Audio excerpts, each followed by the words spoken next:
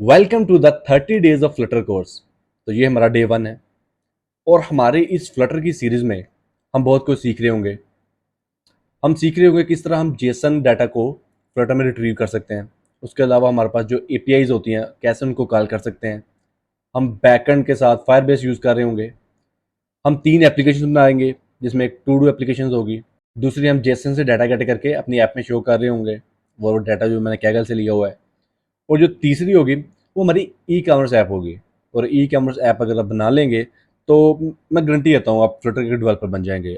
आप एक अच्छी जॉब हासिल करने के काबिल हो जाएंगे। तो सबसे पहले बात कर लेते हैं हमारे पास फ्लटर है क्या। फ्लटर एक ओपन सोर्स यूआई फ्रेमवर्क है जो कि डॉट लैंग्वेज पे बना हुआ है। इसकी वजह से हम लोग अपनी एंड्रॉयड की अपनी आईओएस की ऐप बना सकते हैं। उसके अलावा हम अपनी वेबसाइट बना सकते हैं। उसके अलावा हमारे पास जो विंडो एप्लीकेशन होती हैं, मैक एप्लीकेशन होती हैं और लिनक्स एप्लीकेशन होती हैं। ये एक ही कोड से हम सब कुछ बना सकते हैं। तो ये कोर्स मैंने पूरा बिगिनर फ्रेंडली बनाया है। इसमें मैं ट्राई करूंगा हर चीज़ आपको सिखाऊं। तो आपको करना क्या है, आपको ज़्यादा से ज़्यादा प्रैक्टिस करनी है। ठीक हो गया, जो मैं भी सिखा रहा हूँ आपको उस पर प्रैक्टिस भी करनी होगी बहुत ज़्यादा। और आप जो भी डेली काम कर रहे हैं आप सोशल मीडिया पे उसे लगाएं, आप लिंक्डइन पे लगाएं, ट्विटर पे लगाएं, मुझे मेंशन करें। अगर आपको कोई भी क्वेश्चन है या कोई भी एरर आ रहा है तो आप मेरे सोशल मीडिया पे मुझे इनबॉक्स करें। मैं 100% ट्राई करूंगा कि आपके जो भी मसला मसाइल है उसका आंसर दे सकूं। तो चलो स्टार्ट करते हैं, लेकिन स्टार्ट करने से पहले फ्लटर की कुछ चीज़ें हम डिस्कस कर लेते हैं। तो सबसे पहले बात कर लेते हैं नेमिंग कन्वेंशंस की। तो हमारे पास फाइल्स और डायरेक्टरीज का जो नाम होगा वो लोअर केस में होगा और उसको हम सेपरेट कर रहे होंगे अंडरस्कोर के साथ। अगर मैं अपने ये फॉर एग्जांपल ऐप यूज़र है तो ऐप यूज़र हमारे पास जो है वो फोल्डर का नाम है, ऐप अंडरस्कोर यूज़र ये फोल्डर का नाम है। उसके हमारे पास जो फाइल का नाम है वो ऑथ मैथड डॉट डॉट, कि जो मैं सेपरेट कर रहा हूँ वो अंडरस्कोर के साथ कर रहा हूँ। या फाइल्स और डायरेक्टरी या आप कह सकते हैं फाइल्स फोल्डर्स का। तो हमारे पास जो क्लासेस और इनम होंगे वो पास्कल केसेस में होंगे। पास्कल केस क्या है, हमारे पास वर्ड का पहला लेटर जो होगा वो कैपिटल होगा। जैसे मैंने लिखा है शॉपिंग कार्ट विजेट, तो शॉपिंग का एस बड़ा है, कार्ट का सी बड़ा है, विजेट का डब्ल्यू बड़ा है। ठीक हो गया। जब भी हम क्लासेस और इनम्स का नाम लिखेंगे तो हम पास्कल केस में लिखेंगे। ओके हो गया। और फंक्शन और वेरिएबल्स, जो भी हम फंक्शन बनाएंगे और कोई भी वेरिएबल बनाएंगे तो उसको हमेशा हम लोग कैमल केस में लिखेंगे। उसके बाद अगर हम बात कर लें डाटा टाइप्स की, तो फ्लटर में 4 मेन डाटा टाइप्स होती हैं। पहले नंबर पे स्ट्रिंग, हमारे पास कोई भी नाम होगा, नाम है, कोई भी लेटर्स हैं, जैसे उस्मान मेरा नाम है तो यह स्ट्रिंग। जैसे डेवलपर है, डेवलपर भी एक स्ट्रिंग है। तो दूसरे नंबर पे हमारे पास आता है नंबर्स। अगर जो नंबर है वो पॉइंट्स में नहीं है, फॉर एग्जाम्पल ये 42 है, ये पॉइंट्स में नहीं है, तो इसकी डाटा टाइप होगी इंटीजर। और अगर नंबर जो हमारे पास है पॉइंट में होगा तो उसकी डाटा टाइप होगी डबल। ये पहले नंबर पे हम लिखेंगे डाटा टाइप, उसके बाद लिखेंगे वेरिएबल का नाम। फॉर एग्जाम्पल इंट जो मेरे पास है डाटा टाइप है, टेम्प जो वेरिएबल का नाम है। वेरिएबल का नाम कुछ भी हो सकता है, लेकिन जब भी कोई नंबर आएगा अगर वो पॉइंट में नहीं है तो उसकी डाटा टाइप हमेशा इंट होगी। और अगर कोई भी वेरिएबल की वैल्यू जो है हमारे पास पॉइंट्स में है तो उसकी डाटा टाइप हमेशा डबल में होगी। तीसरे नंबर पे हमारे पास है बुलियन। बुलियन में सिर्फ 2 वैल्यूज होती हैं, एक या तो ट्रू हो सकती है या फॉल्स हो सकती है। मतलब कोई भी आप लगा लें कि फ्लैग है, या ये ट्रू होगा या फॉल्स होगा। फ्लैग मतलब क्या, कि मैं कोई भी फंक्शन चला रहा हूं तो अगर ये चल गया तो मुझे रिटर्न कर दे ट्रू, अगर नहीं चला तो मुझे रिटर्न कर दे फॉल्स, तो मुझे पता चल जाएगा कि ये फंक्शन चला है या नहीं चला है। तो चौथे नंबर पे हमारे पास आ जाती है लिस्ट। लिस्ट बेसिकली होती है सेम टाइप के डाटा टाइप्स की कलेक्शन। फॉर एग्जांपल मैं कहता हूं कि इंटीजर है, 5 इंटीजर डाटा टाइप्स की कलेक्शन को हम लिस्ट कहेंगे। ऐसे ही स्ट्रिंग। हम जब इनको प्रैक्टिकली कर रहे होंगे तो हमें और ज्यादा समझ आ जाएगी। तो पहला प्रोजेक्ट बनाने के लिए मैं क्या करूंगा, अगर तो आप विंडो यूज कर रहे हैं तो आप कंट्रोल शिफ्ट पी दबाएंगे। अगर आप कर रहे हैं मैक यूज तो आप दबाएंगे कमांड शिफ्ट पी। एंड आ गया फ्लटर न्यू प्रोजेक्ट, या आप सर्च भी कर सकते हैं। तो फ्लटर न्यू प्रोजेक्ट आ गया, इस पर क्लिक करेंगे और हमारे पास जो एप्लीकेशन बनानी है तो एप्लीकेशन पे क्लिक करेंगे। और उसके बाद ये मेरे से मेरा फोल्डर पूछेगा कहाँ पे मैंने स्टोर करना है। तो मैं इसे इसी फोल्डर में स्टोर कर लेता हूँ। तो अब पूछेगा इस प्रोजेक्ट का नाम क्या रखना है। मैं रख लेता हूँ 30 डेज ऑफ फ्लटर। प्रोजेक्ट नाम should be lower case. Okay, 30 days नहीं आएगा। आएगा भाई, ऐसे आ जाएगा। ओके, 30 डेज ऑफ फ्लटर रख लिया, तो ये थोड़ा सा टाइम लेगा, मेरा प्रोजेक्ट बना देगा। तो जितनी देर में प्रोजेक्ट बनता है, आपने क्या करना है, आपने सबसे पहले गिट को डाउनलोड कर लेना है। मैं डिस्क्रिप्शन में लिंक दे दूंगा, वो गिट का भी मैं बताता हूँ, गिट गिट से होता क्या है। फॉर एग्जाम्पल मैंने कोड किया है और वो सही चल रहा है, तो मैं कोई और फंक्शनैलिटी ऐड करना चाह रहा हूँ, मैं फंक्शनैलिटी ऐड करता हूँ। लेकिन अब जब मैंने फंक्शनैलिटी जब ऐड की, तो वो कोड नहीं चल रहा। अब जो पिछला कोड था मुझे भी याद नहीं वो क्या मैंने किया हुआ था। अब मैंने नई फंक्शनैलिटी ऐड की है, लेकिन वो कोड तो नहीं चल रहा। तो मैं क्या करूंगा, गिट की मदद से रिवर्ट बैक कर लूंगा, जो मेरा पिछली मैंने कमिट की होगी उस पर चला जाऊंगा, तो देख लूंगा मैंने पहले कोड क्या किया हुआ था। तो ये गिट का फायदा है, मैं डिस्क्रिप्शन में लिंक दे दूंगा, तो आप उसे इजीली आप डाउनलोड कर लेंगे, सिंगल क्लिक से डाउनलोड हो जाएगा। जितनी भी फाइल होंगी प्रोजेक्ट की, हम कोडिंग की जितनी भी फाइल होंगी वो लिब फोल्डर में होगी। Main dot dot, main dot dot से ही स्टार्ट होगा। ओके हो गया। तो सबसे पहले ये फंक्शन रहने देते हैं माई ऐप का, उसके अलावा सारा रिमूव कर देते हैं, हमें नहीं चाहिए। ओके, अब क्या होगा, सबसे पहले जब भी ऐप चलेगी, हमारे पास मेन फंक्शन ही रन होगा। मेन फंक्शन के अलावा जो भी हम आगे इसके लिखेंगे वो रन होगा। मैं सबसे पहले ऐप चलते ही मेन फंक्शन ही रन होना है। तो हमारे पास फ्लटर में दो टाइप के विजेट होते हैं। फ्लटर में हर चीज़ वो विजेट है, लेकिन मेनली जो विजेट होते हैं वो दो टाइप के होते हैं। एक होता है हमारे पास स्टेटलेस विजेट, और एक होता है स्टेटफुल। स्टेटलेस क्या होता है, अगर तो हमारी यूआई है वो चेंज नहीं हो रही। चेंज मतलब क्या, कि मैं चाह रहा हूं कि मैंने एक लॉगिन स्क्रीन बनाई है, और मैं लॉगिन वाले बटन पे क्लिक करूं और वो नेक्स्ट स्क्रीन पे चला जाए। अब पिछली स्क्रीन पे कुछ भी चेंज नहीं हुआ, तो वो क्या होगा, स्टेटलेस होगी। और मैं यही लॉगिन स्क्रीन अगर स्टेटफुल में बनाता हूं, तो मैं क्या करता हूं कि अगर मैं लॉगिन वाले बटन पे क्लिक करूं, तो लॉगिन वाला बटन हटे, बाकी स्क्रीन ऊपर वही नजर आ रही हो, लेकिन लॉगिन वाले बटन की जगह शो लोडिंग आ रही हो, क्योंकि लोडिंग का आइकन आ रहा हो, और आफ्टर 3 to 4 सेकंड के बाद वो अगले पेज पे लोड हो जाए। अब जो सर्कुलर प्रोग्रेस बार आ रही है, जो भी शो लोडिंग हो रही है, ये स्टेटफुल विजेट में होगी, ये स्टेटलेस में नहीं हो सकती।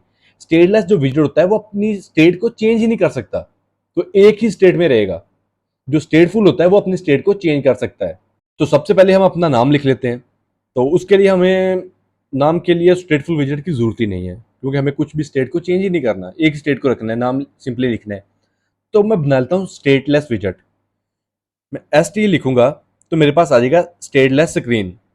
ओके, मैं इस पर क्लिक कर दूंगा, ये पहले भी इंपोर्ट हो चुका है, तो मैं इसे रिमूव कर दूंगा।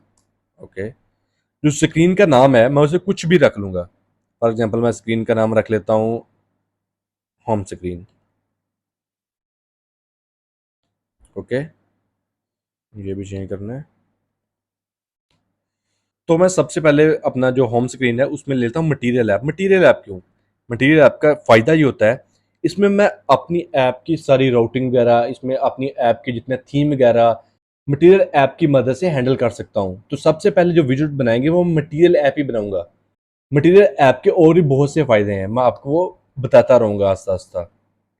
जो सबसे बनाते हैं मटीरियल ऐप, ये मैंने जो भी हमारा रिटर्न है, रिटर्न टाइप क्या है, स्टेटलेस विजेट है, इसने रिटर्न करना है स्टेटलेस विजेट, वो मैंने विजेट का नाम रख लिया मटीरियल ऐप।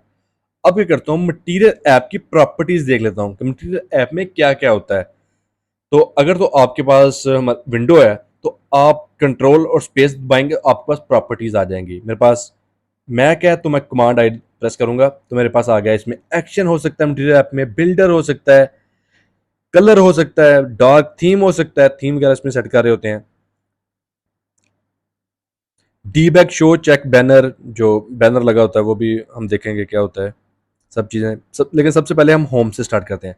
होम के हमारे पास क्या रिटर्न कर रहा है, होम भी हमारे पास एक विजेट रिटर्न कर रहा है। ठीक हो गया। तो मैं क्या करता हूँ कि सबसे पहले विजेट ले लेता हूँ एक टेक्स्ट का। टेक्स्ट क्या होता है, जो भी हम लिखेंगे फ्लटर में शो करवाना चाह रहे हैं, तो वो टेक्स्ट के विजेट में ही शो करवाएंगे। मैं कोई भी स्ट्रिंग हम शो करवाना चाह रहे हैं, तो वो टेक्स्ट के विजेट में ही शो करवाएंगे। तो आप देख लें टेक्स्ट क्या क्या लेता है, स्ट्रिंग डाटा, डाटा में हमारे पास डाटा होगा, तो मैं डाटा रहता हूँ, तो स्ट्रिंग, हमेशा स्ट्रिंग को लिखने के लिए सिंगल सेमीकोलन लगाना पड़ेगा, और उसमें कुछ भी लिखेंगे। फॉर एग्जांपल मेरा नाम है उस्मान अफजल। ओके, और ये मैंने होम स्क्रीन बनाया हुआ है, तो होम स्क्रीन को इधर कॉल करूँगा मैं माई ऐप की जगह। तो अब ये चलेगा। तो मैं सबसे पहले अपना सिमुलेटर को ऑन कर लेता हूँ। मैंने कोई डिवाइस नहीं सिलेक्ट की हुई, तो सिमुलेटर ओके। तो ये हमारे पास आ गया सिमुलेटर। जो हमारे पास एंड्रॉयड में होता है वो एमुलेटर होता है, और जो हमारे पास iOS में होता है, मैक में होता है, वो सिमुलेटर होता है। तो ये आ गया हमारे पास सिमुलेटर। डिवाइसेस में क्लिक करेंगे ना, ये नीचे हमारे पास डिवाइसेस आ रही है, इस पर क्लिक करेंगे तो iPhone 14 pro max. Okay okay, इसको स्क्रीन को मैं थोड़ा सा छोटा कर लेता हूँ ताकि हमारे पास जो सिमुलेटर है उसकी स्क्रीन भी नज़र आ सके। आपने सिंपली गूगल पे जाना है और लिखना है गिट डाउनलोड। ये लाजमी कर लेना यार, ये बहुत ज़रूरी है। गिट को अपने डाउनलोड कर लेना सिंपली। तो ये हमारे पास सारे आ गए। इसके जो मैक के लिए करना है, विंडो के लिए करना है, लिनक्स के लिए करना है। विंडो के लिए करना है तो विंडो पे क्लिक करूंगा, फिर इसको बताऊंगा कि मेरे पास 32 बिट का है या 64 बिट का है, जो भी आपका ऑपरेटिंग सिस्टम है। आप उस पर क्लिक कर लेंगे और वो सिंपली डाउनलोड हो जाएगा। और क्लिक करके इसे इंस्टॉल भी कर लेंगे। ओके, तो अपने वापस चलते हैं। तो मैं इसको रन करता हूँ। तो अगर आप सिमुलेटर यूज़ कर रहे हैं तो पहली दफ़ा ये टाइम लेगा, थोड़ा सा टाइम लेगा। ये डीबा कंसोल में खोल लेते हैं, तो ये मैं बता देगा लॉन्चिंग का। ये थोड़ा सा टाइम लेगा। पहली दफ़ा जब भी प्रोजेक्ट आप बनाएंगे तो ये थोड़ा सा टाइम लेगा पहली बिल्ड के लिए। जितनी देर में ये टाइम ले रहा है, तो उतनी देर में हम लोग करते क्या हैं, हम गिट हब पे एक प्रोजेक्ट बना लेते हैं। तो बेसिकली गिट हब हमारे पास है क्या? अब जो भी हम गिट वर्जन यूज़ कर रहे हैं, अब जो भी काम हम गिट से कर रहे हैं, तो वो क्या हो रहा है, हमारी लोकल मशीन पे हो रहा है। मैंने कोई भी कोड किया, मेरा फंक्शन चल रहा है, तो मैंने उसको कमिट मार दी, वो मेरे पास स्टोर हो गया लोकली। लोकली मेरे कंप्यूटर में स्टोर हो गया। और मैं करता हूँ कि अब अपने कोड को चेंज करता हूँ, तो मुझे लगता है मेरा ये कोड नहीं ठीक, जो पुराना कोड था वो बेस्ट था, तो मैं पिछले कोड में जाने के लिए गिट को रिवर्ट कर लूँगा। ये सारा कुछ हो रहा है लोकली। ठीक हो गया। अगर मैं अपना लैपटॉप चेंज करता हूँ या अपने दोस्त को अपना कोड शेयर करता हूँ, तो वो मेरी जो भी कमिट्स है वो नहीं देख सकता, क्योंकि जो ऑल कमिट्स हैं वो लोकली हैं। ठीक हो गया। तो उनको लोकली से हमारे पास एक सर्वर पे भेजने के लिए गिट हब यूज़ होती है। ठीक हो गया। गिटहब और गिट में ये फ़र्क है। गिट ही सब कुछ कर रही होती है, लेकिन उस जो लोकल वर्जन को सर्वर पे अपलोड करने का नाम जो है गिटहब है। तो गिटहब पे हम अपना अकाउंट बना लेंगे। तो मेरे पास अभी अकाउंट है, तो मैं साइन इन करूंगा। ओके, तो उसके बाद हमारे पास जो ये प्लस वाला साइन मुझे नज़र आ रहा है, मैं इस पर क्लिक करूंगा, न्यू रिपोजिटरी पे क्लिक करूंगा। मैं नई रिपोजिटरी बनाऊंगा। ये आप लाजमी कर लीजिएगा, क्योंकि आपने किसी को अपने प्रोजेक्ट्स दिखाने होंगे तो आप गिटहब पे ही दिखाएंगे। जब भी आप अपनी सीवी शेयर कर रहे होंगे, तो आप साथ अपनी गिट हब का लिंक भी दे रहे होंगे, तो वो आपके गिट हब पे जाएगा और आपके देख लेगा आपने कौन कौन से प्रोजेक्ट्स किए हुए हैं। ठीक हो गया। तो मैं अपनी रिपोजिटरी का नाम रख लेता हूँ 30 days of Flutter. Okay. Description में कोई नहीं, मैं प्राइवेट रखता हूँ अभी। प्राइवेट मैंने क्यों रखी, मैं इसके आपको बेनिफिट बताता हूँ प्राइवेट रखने के। जो मुझे मेरा बेनिफिट लगता है वो ये लगता है कि कमांड लाइन हमें लिखी लिखाई मिल जाती है, हमें सर्च नहीं करना पड़ता कि क्या कमांडें हमें पहली दफ़ा रन करनी पड़ेंगी। तो पहली कमांड क्या है, गिट इनिट। तो मैं ये रन कर लेता हूँ अपने। सबसे पहली कमांड अपने टर्मिनल पर रन करूँगा, तब तक ये प्रोजेक्ट चल रहा है, तो इसको टाइम अभी लगेगा। Git init. ओके। उसके बाद है, नहीं ये नहीं चाहिए, readme dot e m d file नहीं चाहिए। Okay. Git commit first commit. Okay okay, ये dot git git ignore file में पड़ी हुई है, कोई बात नहीं। ओके, गिट ब्रांच मेन ये मास्टर में है, तो हम इसे मेन पे शिफ्ट कर लेंगे। चलेगी मेन पे ये। ओके, ये आ जाएगा गिट मोड एड ओरिजिन। चलो ये भी मैं अपनी कमांड रन करता हूँ। ओके, लास्ट कमांड करूँगा और इससे मेरा जो कोड है वो पुश हो जाएगा। ना भाई, इधर से नहीं हो रहा, इधर से कर लेते हैं। यहाँ पर हमारे पास गिट का आइकन आ रहा होगा, इस पर मैं लिखता हूँ first net publish branch. Okay. तो जैसे मैं पब्लिश ब्रांच पे क्लिक करूँगा, तो ये मेरा जितना भी कोड है वो इस टाइम गिटहब पे जाके पब्लिश हो चुका होगा। मैं इसको रीलोड करता हूँ। ओके। ये 30 डेज ऑफ फ्लटर है, ये मेरे पास पब्लिश हो चुका है गिटहब पे। अब मैं किसी की, ये अभी प्राइवेट है तो इसको मैं पब्लिक कर लेता हूँ। प्राइवेट इसीलिए किया था, पब्लिक में वो हमें कमांड लाइन नहीं शो कर रहा होता, प्राइवेट में कर रहा होता है। पता नहीं पब्लिक में क्यों नहीं करता, लेकिन करनी थी, पब्लिक में भी चाहिए। मुझे तो नहीं यार इतनी याद रहती। तो विजिबिलिटी चेंज करूँगा, change to public. Okay okay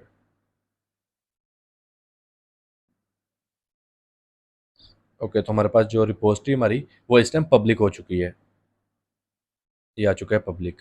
अब कोई भी इसे देख सकता है, मैं शेयर करूँगा तो वो मेरी रिपोजिटरी को देख सकता है। इसमें सारे फोल्डर्स वगैरह आ चुके हैं, ये मेरे पास लिब भी आ चुका है। मैंने क्या लिखा हुआ है, फर्स्ट और कमिट, ओह फर्स्ट कमिट कमिट लिखना था। तो इस टाइम हमारे पास जो मेन डाट है वो भी आ चुकी है।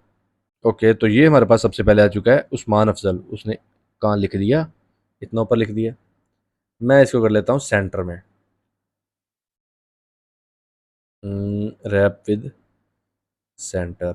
ओके, सेंटर में क्या होगा, अगर मैं इसको रैप विद सेंटर करूंगा तो कैसे मैंने सेंटर किया, मैंने इस पर क्लिक करूंगा बल्ब के आइकन पे, तो ये मेरे पास आ जाएगा रैप विद विजेट, कि विजेट के साथ रैप करना है, बिल्डर के साथ रैप करना है, सेंटर के साथ रैप करना है। ये आगे जाकर हम फ्यूचर में पढ़ते रहेंगे कि विजेट क्या होता है, सेंटर क्या है, कॉलम क्या है, कंटेनर क्या है, पैडिंग क्या है, रो है, ये हम सब कुछ पढ़ेंगे। लेकिन अभी सेंटर का मतलब क्या है कि जो सेंटर में हमारे पास रैप हो जाएगा, जो भी स्क्रीन का सेंटर होगा उधर जाके ये रैप हो जाएगा। इस सेंटर में जाके रैप हो चुका है। ठीक हो गया। अब क्या करेंगे, अब इसकी कुछ प्रॉपर्टीज हैं टेक्स्ट की। ठीक हो गया, इसके साथ टेक्स्ट की प्रॉपर्टीज हैं, मैं कोमा डालूंगा और कमांड आई प्रेस करूंगा अगर मैं यूज कर रहा हूँ मैक। अगर मैं विंडो यूज कर रहा हूँ तो कंट्रोल स्पेस दबाऊंगा, तो ये सारी प्रॉपर्टीज जो है टेक्स्ट की वो आ जाएंगी। टेक्स्ट में क्या क्या है मैं देख लेता हूँ। मैक्सिमम अवर, मैक्सिमम लाइन कितनी होनी चाहिए, अवर फ्लो। ओके, तुम्हारे पास ये है स्टाइल। अभी स्टाइल को ही देखते हैं, ये प्रॉपर्टी है टेक्स्ट की। स्टाइल क्या लेता है, स्टाइल हमारे पास लेता है टेक्स्ट स्टाइल। ओके, तो मैं इसे कॉपी कर लेता हूँ और यहाँ लिख देता हूँ टेक्स्ट स्टाइल। स्टाइल हमारे पास जो है वो टेक्स्ट स्टाइल्स ले रहा होता है जो हमारे पास। तो टेक्स्ट स्टाइल में देखता हूँ कौन कौन सी प्रॉपर्टीज हैं। तो टेक्स्ट स्टाइल में बैकग्राउंड, बैकग्राउंड का कलर, कलर जो मेरे पास टेक्स्ट का कलर होगा, अभी तो ये रेड है, मैं रेड नहीं चाहता, मैं चाहता हूँ यार थोड़ा सा वाइट हो, लुक अच्छी दे। ओके हो गया। और भी बहुत सी प्रॉपर्टीज़ हैं इसमें, बैकग्राउंड है, background colour, debug label, decoration, बहुत प्रॉपर्टीज़ हैं इसमें। फ़ॉन्ट फैमिली, फ़ॉन्ट साइज, बहुत सारी प्रॉपर्टीज़ हैं, आप अपने हिसाब से देख सकते हैं। तो अभी हमारे पास ये येलो लाइंस आ रही है, ये मुझे नहीं चाहिए, तो मैं क्या करता हूँ, इसमें एक प्रॉपर्टी होती है डेकोरेशन की। ओके, तो डेकोरेशन हमारे पास प्रॉपर्टी है, ये क्या लेती है, टेक्स्ट डेकोरेशन लेती है। ओके हो गया। मैं लिखूंगा टेक्स्ट डेकोरेशन, तो ये हमारे पास अगर text decoration dot overline underline none none करूंगा तो ये हमारे पास जो येलो लाइन थी वो चली गई है। ओके हो गया। और भी बहुत सारी प्रॉपर्टीज़ हैं, आप इन सब को देखें क्या क्या होता है। साइज़ का अगर चेंज करना है तो फाउंट साइज़ के साथ मैं चेंज कर सकता हूँ। और फाउंट वेट जो भी रखना है, वेट क्या होता है कि अभी ये बोल्ड है तो मैं इसको क्या करता हूँ, बोल्ड नहीं करता। अब पहले देखना फाउंट वेट लेता क्या है, फाउंट वेट हमारे पास फाउंट वेट ही लेता है। मैं लिखूंगा फाउंट वेट, ये सारी आ गई प्रॉपर्टी नीचे। बोल्ड आ गया, नॉर्मल आ गया, जो हमारे पास है 100, ये थिन है, ये बहुत ही थिन है, थिक है। 200 एक्स्ट्रा लाइट है, ये लाइट है, ये 300 नफ है। ओके, अब मैं क्या करता हूँ कि अब मैंने एक लाइन में टेक्स्ट नहीं लिखना, मैं इसका साइज भी थोड़ा छोटा कर लेता हूँ। आप भी यार इसको एक्सप्लोर करें जितना कर सकते हैं। मैं इसका साइज कर लेता हूँ, ये मैं आपको बताता हूँ एक्सप्लोर कैसे करना है। आपने कंट्रोल स्पेस दबाएंगे तो बहुत सी प्रॉपर्टी आ जाती हैं, आप सब प्रॉपर्टीज़ को देखें। मैं भी इन फ्यूचर, तो मैं भी अगली वीडियो में इन प्रॉपर्टी को डिटेल में डेप्थ में जाके समझा रहा हूँ इनको कार्य होते हैं। तो अभी क्या करते हैं, मैं कर लेता हूँ फ़ॉन्ट साइज 16, नहीं 18 परफेक्ट है, नहीं 18 ज़्यादा छोटा है, 20 ठीक है। ओके, तो ये उस्मान अफजल लिखा गया, लेकिन मैं क्या चाहता हूँ कि मैं चाहता हूँ उस्मान अफजल लिखा जाए और साथ लिखा जाए I am Flutter developer, I am Flutter developer. Okay, मैं चाहता हूँ ये चीज़ अगली लाइन में लिखी जाए, तो मैं बैक स्लैश एन प्रेस करूँगा तो क्या होगा, वो निचली लाइन में चला जाएगा, लेकिन ये स्पेस आ रही है। ओके, इससे भी हम अगली लाइन में जा सकते हैं, लेकिन एक और चीज़ होती है हमारे पास, कॉलम और रो। कॉलम और रो क्या होती है, मैं आपको समझाता हूँ थोड़ा सा, फिर हम कॉलम और रो को समझते हैं। तो कॉलम की मदद से हम ये लिखेंगे, और यही आपका पहला टास्क भी होगा पहले डे का। ओके, तो सबसे पहले मेरे पास होता है कॉलम। इसको आपको गौर से समझना है, कॉलम क्या होता है और हमारे पास रो क्या होता है। सॉरी। अब जो भी डाटा हमारा इस तरह लिख रहे हैं, ये पहली लाइन है, ये सेकंड लाइन है, ये थर्ड लाइन है। अब जो भी डाटा इस फॉर्म में लिखा जा रहा है तो ये है कॉलम। समझ रहे हो, ये मोस्टली लोगों को पता होगा, लेकिन ये मैं उनको समझा रहा हूँ जिनको नहीं पता। जो भी डाटा इस फॉर्म में लिखा जा रहा होगा वो होगा कॉलम। ये है, कुछ भी आप लिख सकते हैं इसमें, वाई ए, मेरी ड्राइंग बहुत गंदी है ये कुछ भी लिख रहा है, तो ये जो भी लिख रहा हूँ ये कॉलम में लिखा जा रहा है। ठीक हो गया। और अगर मैं ऐसे लिख रहा हूँ ऊपर से नीचे की तरफ, तो ये होगा मेरे पास रो। समझ रहे हो।